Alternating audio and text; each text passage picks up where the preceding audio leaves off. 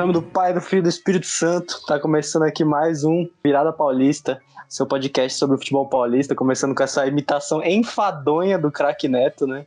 Que a gente não pode deixar de passar vergonha. Hoje aqui estamos com eles, os grandes Guilherme Campos. Fala, Thiago, que é um baita de um goleiro. Muito obrigado por me chamar aqui para mais um episódio. Seja bem-vindo aí, galera. Tamo junto. E com o nosso analista de desempenho, Levi Jambeiro. Fala, galera. Mais um episódio do Virada Paulista. E não liguei não que o Thiago hoje não tomou o remédio dele da manhã, passou um pouco do limite, mas brincadeiras à parte, vamos lá. E já vamos pro nosso quadro, né? O Virada Indica dessa semana. Vamos ver o que os nossos participantes têm para indicar pra gente hoje. Eu aproveitando, Levi, o que você vai indicar pra gente essa semana? A indicação de hoje, galera, vai pra minissérie O Inocente, que já está no Netflix, em alta, inclusive, top 10 hoje no Brasil. Uma série muito boa para quem gosta de drama, suspense, crime e vários casos paralelos dentro da série. É a indicação perfeita. Confiram e comentem com a gente o que você achou. Indicação minha de hoje vai para O Inocente. Série bacana, hein, pra ver nessa segunda-feira de friozinho, terça-feira vai fazer frio também, então já aproveita pra assistir. E você, Guilherme Campos, o que você traz pra gente hoje? Só pra ressaltar uma baita de uma indicação dele, Levizão, que trata tão bem as criancinhas. E vamos lá, né, pra minha indicação de hoje, eu queria indicar futebol também, só que é o futebol feminino, que tá chegando aí na fase de mata-mata. A gente tem as equipes paulistas muito fortes, o São Paulo deu uma caída agora, mas o Corinthians lidera, o Palmeiras é o segundo colocado e o Santos é o terceiro, ainda tem a Ferroviária ali no meio. Daqui umas 3 rodadas vai começar a fase de mata-mata e tá muito legal, viu, rapaziada? Se vocês quiserem acompanhar, passa na tela da Band e também no aplicativo Cujo. Para todo mundo assistir aí, é só pesquisar na internet que você acha. Muito boa essa indicação, Guilherme. Também ressaltar que a Formiga, né, vai voltar pro São Paulo, uma jogadora lendária do futebol feminino, então acho bom a galera ficar de olho aí, porque vai ter muito jogão aí pela frente. Eu queria indicar hoje, galera, um filme documental que eu acabei vendo essa semana no Netflix, que é o Divino Baggio, sobre a história do Baggio, né, aquele jogador italiano muito famoso que ganhou a Bola de Ouro, jogou na Juventus e perdeu o pênalti contra o Brasil em 94, né? Então, se você gosta desses documentários assim sobre esporte, sobre futebol, aconselho vocês darem uma olhada lá no Netflix. Então, vamos partir, né, pro Brasileirão. Toca a vinheta aí, editor.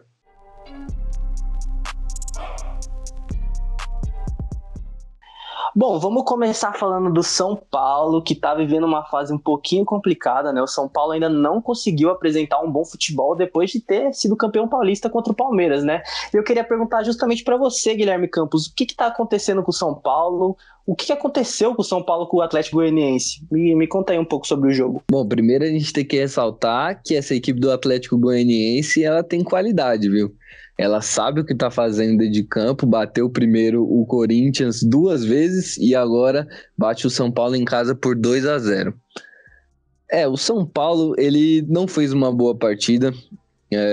Defensivamente, no primeiro gol foi um erro grotesco do Léo Pelé, que ele não olha o cara que passa nas costas dele, só fica olhando para a bola. E no segundo gol, eu não preciso nem falar, um erro bizonho da zaga do São Paulo. O São Paulo, ele estava com uma dificuldade muito grande de entrar dentro da área da equipe do Atlético Goianiense. O Atlético é uma equipe que joga muito bem fechada e nos contra-ataques. E não deixa a equipe entrar dentro da área. No jogo contra o Corinthians foi assim. Eu achava que era por incompetência do Corinthians mesmo, mas o Atlético Goianiense mostrou que é por fruto do trabalho deles, que impediu o São Paulo de finalizar dentro da área. O São Paulo teve algumas modificações, não foi com o time titular completo, entrou o Shailon, o Rojas fez a dupla de ataque com o Luciano e acabou não indo bem.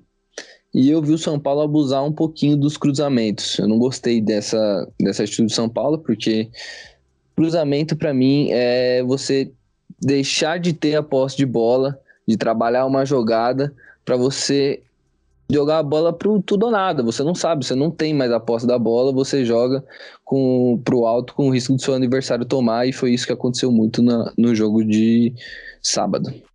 Muito bom e muito legal você ressaltar também a partida que o Atlético Goianiense fez, né, Guilherme? Eu queria perguntar pro Levi. Levi, você vê mais mérito do Atlético Goianiense ou demérito do São Paulo?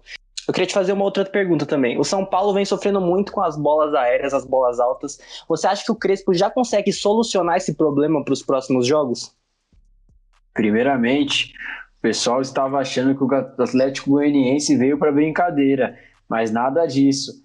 É o bonde do Barrocão e o Barroca tá online, tá on fire. O Atlético Goianiense, é óbvio que é o começo do brasileiro, mas o Atlético Goianiense já é o terceiro colocado, somando 6 pontos com 2 vitórias, justamente contra Corinthians e São Paulo, 2 gigantes da capital paulista. É uma surpresa no campeonato até agora, tá certo que começou agora. Também acredito que o Fortaleza seja outra surpresa, né? Que goleou o Internacional e ganhou do Atlético Mineiro também. Agora, em relação ao jogo e a sua pergunta, eu acredito que o Crespo leve tempo para solucionar essa falha na bola aérea. O primeiro gol do Atlético Goianiense foi ridículo.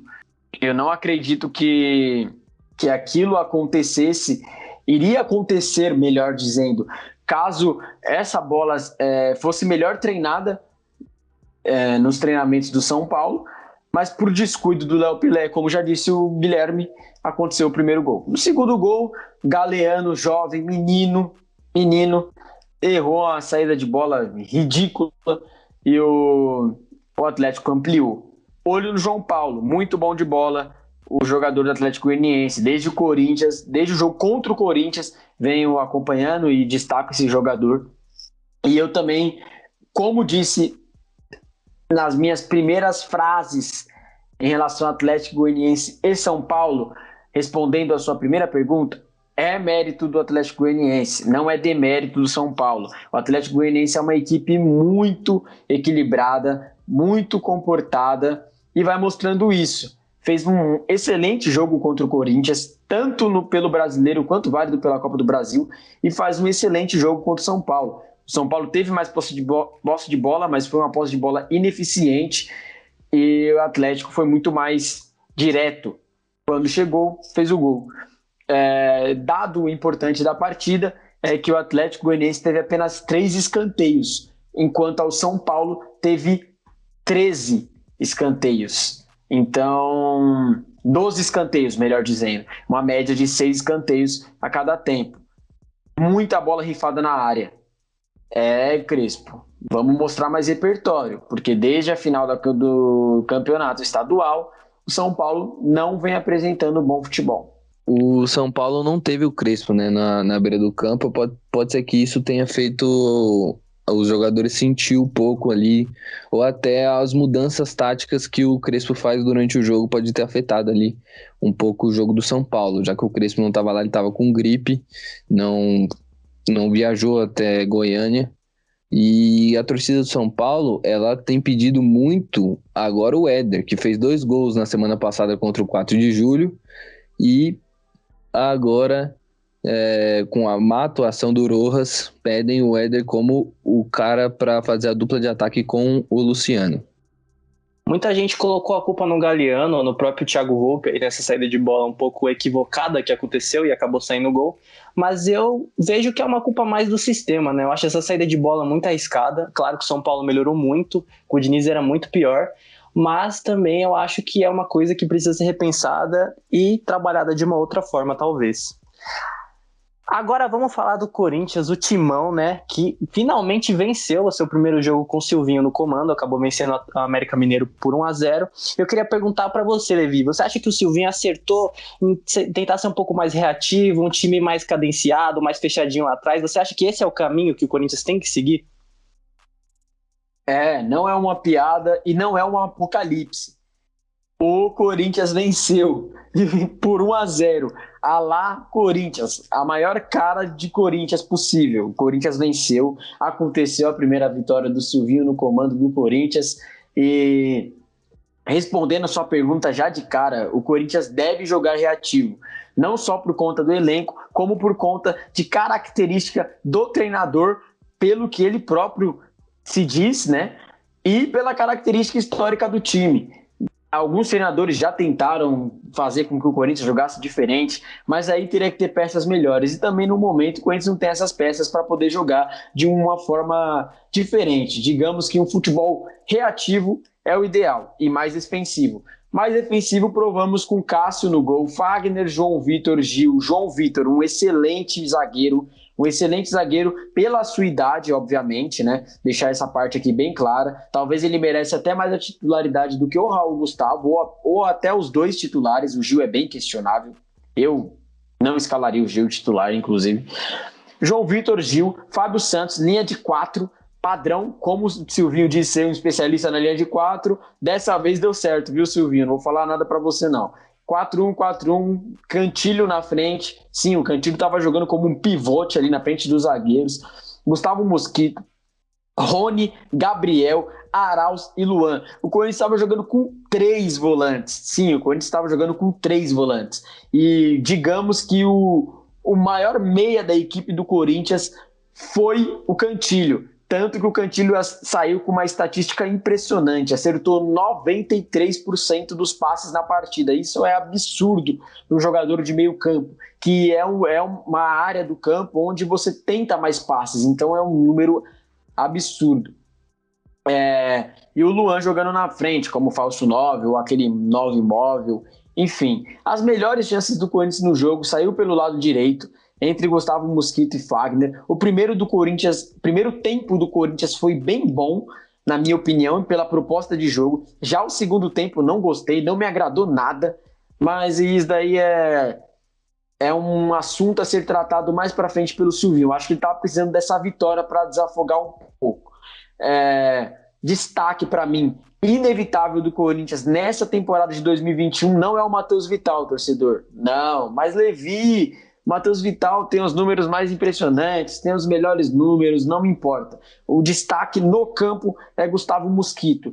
O que ele gera de oportunidades para o time do Corinthians, que é limitado, é absurda. Ele tem um entrosamento visível com o Fagner pela direita, ele frequentemente sofre faltas perigosas, vem sofrendo pênalti, um registro. Os últimos 3 pênaltis do Corinthians foram sofridos por Gustavo Mosquito e foi convertido apenas o último pelo Fábio Santos, que errou apenas um pênalti com a camisa do Corinthians. Outra estatística absurda. Falando do Fábio Santos, já citando o nome dele, Fábio Santos, se o Corinthians for jogar com uma linha de 4 mais baixa, o Fábio Santos rende. O problema é quando precisar propor mais jogos. E isso vai acontecer, porque o Corinthians vai jogar mais vezes em casa no Brasileirão contra adversários ditos como mais fraco que ele. Então vai precisar propor jogo. E o Fábio Santos não tem essa condição. Agora, quando for para jogar linha baixa, fora de casa, reativo, o Fábio Santos ele cumpre bem o papel, apesar da idade avançada. Bom primeiro tempo do Corinthians, suficiente para a vitória.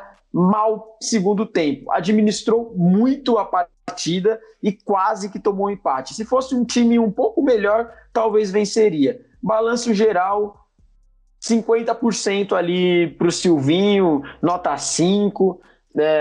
Até agora não me empolgou, mas essa vitória era bom para ele. A ver o que vai acontecer agora no meio da semana, já que o Corinthians não poderá ser reativo, porque precisa buscar o placar contra o Atlético Goianiense fora de casa. Atlético Goianiense, que já, dito nesse episódio, venceu Corinthians e São Paulo recentemente. Então não é um time bobo. Vamos abrir o olho e vamos ver o que o Silvinho vai tramar para esse jogo de volta válido pela Copa do Brasil. O Levizão ainda tá um pouco inseguro com o Silvinho, né? Deu apenas a nota 5 para ele. Eu queria te perguntar, Campos, o Silvinho acabou utilizando o Arauz. Eu acredito que por conta desse sistema mais reativo, né? O Arauz, eu acho que ele preenche melhor o meio campo e acabou tirando o Vital. Você acha que o Vital, em um sistema mais reativo, acaba perdendo espaço? Você acha que o Vital vai perder espaço com o Silvinho? E uma outra coisa que eu vou te perguntar, você acha que o Corinthians deve continuar jogando sem um centroavante, sem um camisa 9 ali na frente, improvisando Luan, Mosquito, enfim, você acha que esse é o caminho para o Corinthians? Primeiro eu tenho que falar que eu me sinto lisonjeado de poder trabalhar com companheiros que têm um vocabulário tão rebuscado como Levi Jambeiro. A palavra que ele usou para definir o jogo do Cantígio, tive que procurar no dicionário, porque que homem é Levi Jambeiro? Que palavra foi essa? Agora, falando um pouquinho de jogo, eu achei o Corinthians que jogou para dar uma moral, né, na equipe. A vitória foi para isso, para enfrentar o Atlético Goianiense. O Silvinho claramente ainda não conseguiu colocar suas ideias, né, nesse elenco do Corinthians, jogou de uma forma mais defensiva. E eu acho que o Corinthians precisava dessa vitória, para o Silvinho ter tranquilidade para ele trabalhar, para dar uma confiança para o jogo contra o Atlético Goianiense. Agora, sobre o Matheus Vital, eu acho que se o Silvinho abrir mão dele ali, vai ser um problema, porque uma coisa que eu reparei muito nesse jogo é que o Corinthians atacava só por um lado, que era o lado do Gustavo Mosquito, como o Levi falou, o jogador mais decisivo do Corinthians na atualidade. Atacava só pelo lado direito. O lado esquerdo do Corinthians era infrutífero. Não saía nada dali. Tanto que, conforme foi passando o segundo tempo, a gente via que o América conseguia fechar bem ali o lado do Mosquito e o Corinthians não tinha resposta pelo lado esquerdo. E pensaram até, os comentaristas do jogo pensaram até, o Ricardinho falou, coloca o Piton ali à frente do Fábio Santos para dar um poder ofensivo pelo lado esquerdo, acho que seria uma boa, mas eu não vi o Silvinho se movimentar, demorou bastante para fazer algumas alterações, e eu acho que se ele continuar assim, pode ser que o Matheus Vital não tenha vida longa no Corinthians. Eu acho que ele tem que jogar, não acho que no lado esquerdo ali do campo tem um jogador de melhor qualidade que ele na atualidade nesse elenco do Corinthians. O Guilherme falou do Levi, mas ele também lançou um lado infrutífero aí, né? A galera tá rebuscada hoje. Eu também acho que o Vital tem que ter espaço nesse time. O Corinthians ainda tem muitos problemas na sua criação de jogadas, né? E vai ter que pegar o Atlético Goianiense agora, tendo um saldo contra de 2 gols. Mas vamos falar agora do Peixão, o Santos, que venceu e venceu bem o Ceará. Guilherme, você acha que o dinizismo chegou de verdade agora? Você viu a evolução nesse jogo? Conta aí pra gente o que você tem pra analisar do jogo do Peixão. Torcedores, calma. Como dizia, né, o placar de São Januário, torcedores, calma. A gente viu uma evolução nesse jogo contra o Ceará. O Santos conseguiu ter um pouco mais o domínio do jogo contra uma equipe que é uma equipe forte, apesar de com um time meio misto, é uma equipe bem forte. O Ceará é uma equipe digna, é uma equipe que aposta mais no contra-ataque, tenta se fechar ali e apostar nos contra-ataques. O Santos lidou bem com isso. E como? Foi tocando a bola no chão. A jogada trabalhada, o Caio Jorge saindo da função de 9 e jogando de frente pro gol, como se fosse um camisa 10, armando o jogo. Tanto que o primeiro gol do Jean Mota é uma jogada que começa desde o goleiro John, que toca pro Luiz Felipe. Luiz Felipe acha muito bem o Caio Jorge, que já gira e arma a jogada pro gol do Jean Mota. A gente viu uma evolução do Diniz nesse quesito. Primeiro gol, jogada trabalhada. O segundo gol não é um cruzamento, um balão para a área para o Marinho disputar de cabeça, coisa que a gente via muito no Santos, viu muito no jogo contra o Cianorte e no jogo contra o Bahia. Foi um lançamento, um passe para o Marinho fazer o gol, contou com o azar do Messias, zagueiro do Ceará, que não estava numa boa noite e acabou fazendo o segundo gol. E no terceiro gol é uma jogada ensaiada, os jogadores mesmo confirmaram que eles treinam essa jogada com o Diniz, e teve também a malandragem do Caio Jorge ali para amarrar a chuteira e ludibriar o zagueiro do Ceará e fazer o 3-1. Uma vitória boa, que dá confiança, que a gente consegue ver alguma coisa do trabalho do Diniz aí, que foi trabalhado sim. A gente viu mais bola no chão, menos cruzamentos, cruzou muito menos do que cruzou nos últimos jogos, e a gente viu também uma consistência defensiva. teve mudanças dessa equipe para a equipe que enfrentou a Bahia na primeira rodada do Brasileirão. O John tá no gol no lugar do João Paulo e o Luiz Felipe no lugar do Kaique. O Luiz Felipe fez um bom jogo, o John também fez um ótimo jogo, mas o Luiz Felipe eu queria falar porque ele é um zagueiro que eu não acho que tem muito futuro nessa equipe do Diniz. Por ser um zagueiro mais lento, e a zaga do Diniz joga bem postada lá na frente no meio de campo, praticamente rente ao meio de campo, tanto que algumas vezes o Luan Pérez sai para armar o time. E aí eu acho que o Luiz Felipe é muito lento na recomposição. Teve um lance que a bola foi jogada nas costas dele, que ele tava correndo, parecia que ele tava em câmera lenta. Eu não acho que ele vai ser o titular do Santos. Chegou o Danilo Boza, que até estreou no final, a gente tem que ver mais dele, mas eu acho que o Kaique vai reconquistar essa vaga. Eu acho que o Diniz está poupando ele um pouco, porque nos últimos jogos a zaga tem falhado bastante, e bem no setor dele ali, que é onde tem o Pará, que é outro cara que eu não entendo porque ainda é titular, já que ele poupou o Kaique e poupou o João Paulo, assim, tirou como se eles fossem os culpados da zaga do Santos ter tomado tantos gols ridículos. O Pará, para mim, é 90% responsável. E ele não tira para colocar o Maddson. E eu não entendo. Porque o Maddson pode não ser um primor defensivo. Mas o Pará não tá defendendo nada, não tá atacando nada, não tá somando. Eu daria uma chance pro Maddson na lateral direita e veria o que ele pode fazer para somar nessa equipe do Santos. Muito bom, ótimos comentários. E, Levi, eu queria a sua opinião sobre o jogo também, mas eu queria te perguntar, né? Muito se falou sobre a possível volta do Ganso ao Santos, né? O Lucas Musetti trouxe essa apuração, o Ricardinho Martins também da TNT, e o Diniz já demonstrou que quer o Ganso no time. Você acha que o Ganso tem margem para crescer ainda no Santos? Você acha que ele vai agregar alguma coisa para o Santos se ele voltar? Primeiramente, não. Ele não tem margem de melhora no Santos. Ele não vai agregar nada ao Santos. O Ganso é um ex-jogador em atividade. Me desculpa aí, torcedor santista, que ainda tinha o Ganso em seu coração, apesar de a maioria não ter o Ganso em seu coração, até arremessaram carinhosas moedas, se podemos dizer assim, para o Ganso, em um jogo que ele entrou na Vila Belmiro. Mas o Ganso não tem mais condição nenhuma. O Ganso perdeu espaço para um Nenê que está quase indo jogar showball daqui a pouco.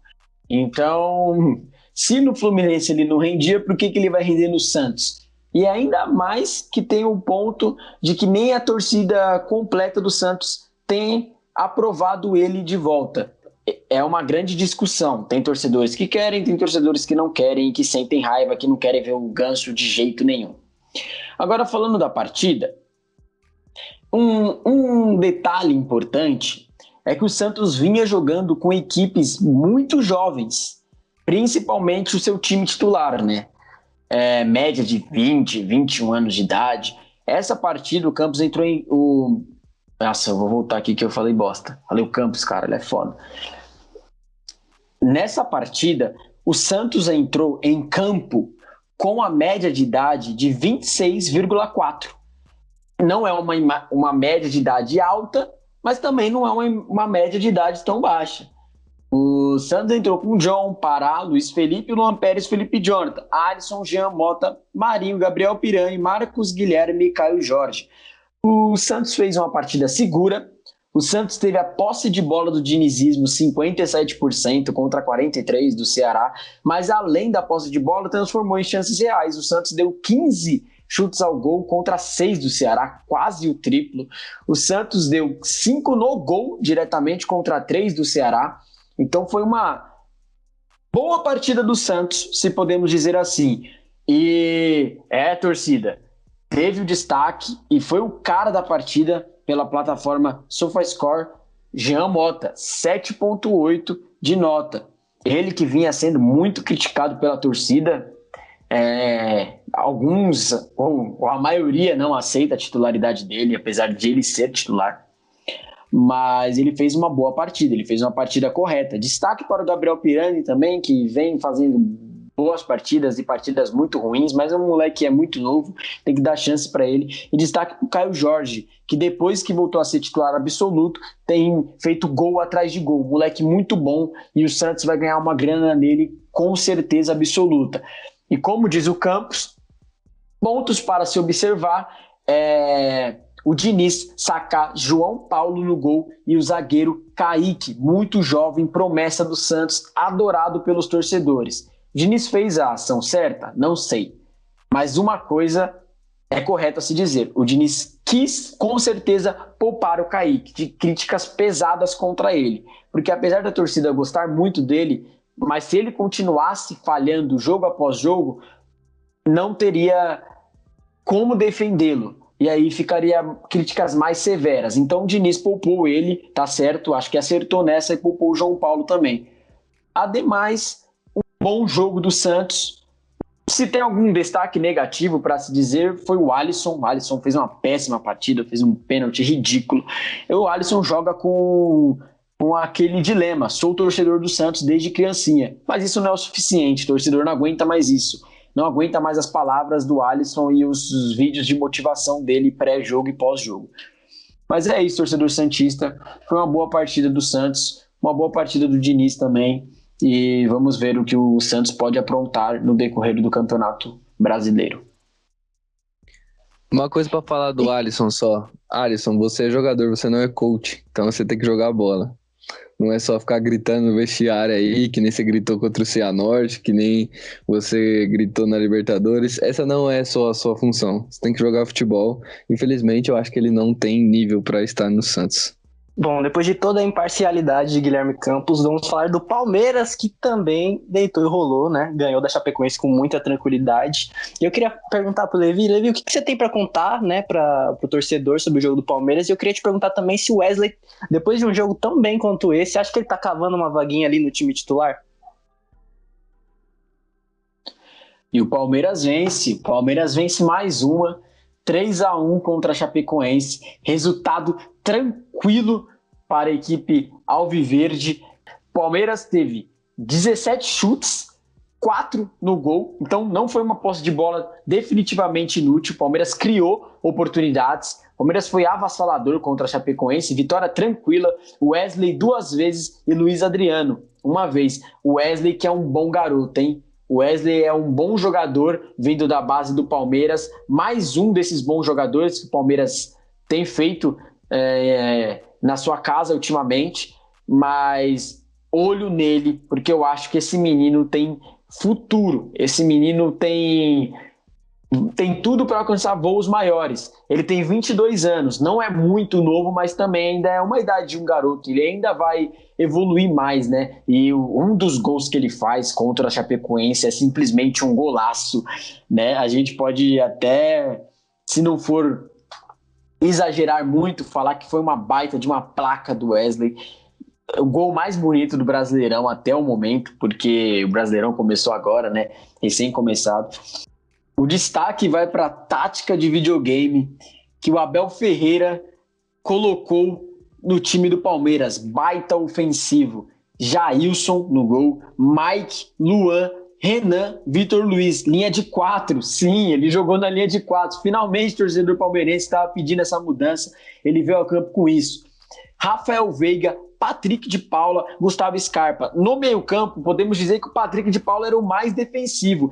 E claramente, o Patrick de Paula não é um primor defensivo. O Patrick é aquele box-to-box. Vai para frente, ataca com intensidade, defende com intensidade. Mas ele não é um primeiro volante clássico, né? Pitbull. Mas ótimo jogador. Desses meninos do Palmeiras, o Patrick de Paula é o que mais me agrada. Gustavo Scarpa e Rafael Veiga. Gustavo Scarpa estava fazendo bons jogos, então já estava pedindo passagem. Foi escalado hoje. Rafael Veiga é o craque do time do Palmeiras, né? Um dos, para muitos, o craque. Na frente veio com Rony, Luiz Adriano e Wesley. Pode ser Rony, Luiz Adriano e Dudu futuramente? Pode ser. Mas o Wesley está pedindo passagem. A questão é que o Abel Ferreira tem muito material humano em mãos. Então tem que diversificar. 4-3-3, 4-1-4-1, 3-5-2, 3-4-3 quando necessário. E o torcedor do Palmeiras estava pedindo isso. e o Abel Ferreira veio com um time baita ofensivo e o Palmeiras emplacou uma vitória tranquila contra a Chapecoense dentro de casa. Mais uma vez, ótima partida do Wesley e de novo, golaço do menino. Isso tem que ser lembrado porque não é um gol normal para um garoto de 22 anos de idade. Lembrou o Neymar da época do Santos, esse gol. Não sei se os meus amigos vão concordar, mas eles podem comentar aí. Passo a bola para Thiago Bayer novamente. Talvez você tenha dado uma exageradinha básica, mas eu até que concordo, assim, foi um golaço, não vou falar muito não, o Wesley mandou muito bem nesse lance, então tem que ser parabenizado por isso. Eu queria passar a bola agora pro Guilherme Campos e perguntar para ele no sentido do... O professor Abel chegou a ser criticado algumas vezes por algumas táticas que não deram certo, falaram que ele inventava demais, enfim. Eu queria saber se essa vitória do Palmeiras, mesmo sendo contra a Chapecoense, a gente tem que pontuar isso também, é claro, mas você acha que uma vitória tranquila como essa serve para cravar o Palmeiras ali entre os favoritos ao título? Você acha que dá um ânimo pro time? Então, eu acho que é bom porque o Palmeiras jogou melhor, né? Demonstrou um futebol melhor contra uma equipe que joga num estilo mais defensivo. O Palmeiras estava com um pouco de dificuldade de mostrar um bom futebol contra essas equipes.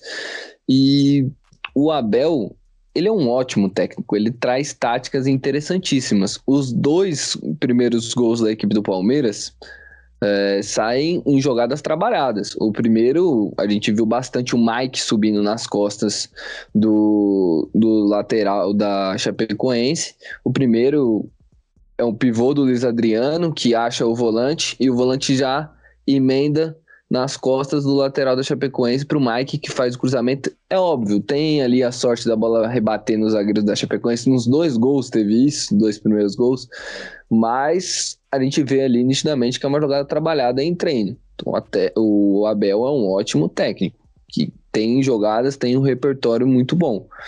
E tem jogadores de extrema qualidade, né? O que o Wesley fez com o Laércio, ex-zagueiro do Santos, que o Cuca adora, não é coisa que se faça com um ser humano, né? Ele execrou o Laércio, humilhou e praticamente aposentou o zagueiro da equipe da Chapecoense, e ele joga demais. Essa equipe do Palmeiras tem muitos bons jovens. Eu gosto muito dos jovens da equipe do Palmeiras. Tanto o menino, o Patrick de Paula, o próprio Wesley, são jogadores muito interessantes. Ainda tem o Danilo Volante, que também é um ótimo jogador. E essa equipe do Palmeiras, com a chegada do Dudu, vai ter uma opção ofensiva que o Abel vai poder trabalhar muito bem isso. Em um momento você tem o Dudu, você tem o Wesley, que são jogadores interessantíssimos, o Rony, o Luiz Adriano. Essa equipe do Palmeiras vai vir muito forte para a conquista do Campeonato Brasileiro, se tudo der certo para a equipe de Abel Braga. Abel Braga não, Abel Ferreira. Bom, então chegamos ao fim, né, do nosso 7º episódio do Virada Paulista. Tenho que agradecer mais uma vez aos meus grandes companheiros. Então, muito obrigado, Guilherme Campos. Se despede aí do pessoal. Valeu, galera, por ter acompanhado mais um episódio aqui com a gente. Espero que vocês tenham gostado. Siga a gente no Instagram, nosso perfil pessoal tá aí na descrição. E por enquanto a gente tá sem o perfil do Instagram porque tá tendo alguns probleminhas lá, mas logo mais a gente vai voltar com muita novidade lá. Então, tamo junto. Agradeço também a participação do nosso grande Levi Jambeiro. Levi, se despede aí do pessoal. Obrigado mais uma vez, galera. Só tenho a agradecer a audiência de vocês. E devo relembrar, como o Campos disse, sobre o Instagram. Tenha calma, que logo menos as coisas irão sair para vocês em dia. Ao demais, agradeço a presença em mais um episódio do podcast, junto com o nosso menino Cuto, vulgo Thiago Bayer, e o nosso Ale Oliveira 2.0, vulgo Guilherme Campos. Obrigado, galera, um abraço e até o próximo episódio. Um abraço, gente, muito obrigado pela sua companhia. Ficamos até a próxima, hein? Tchau, tchau.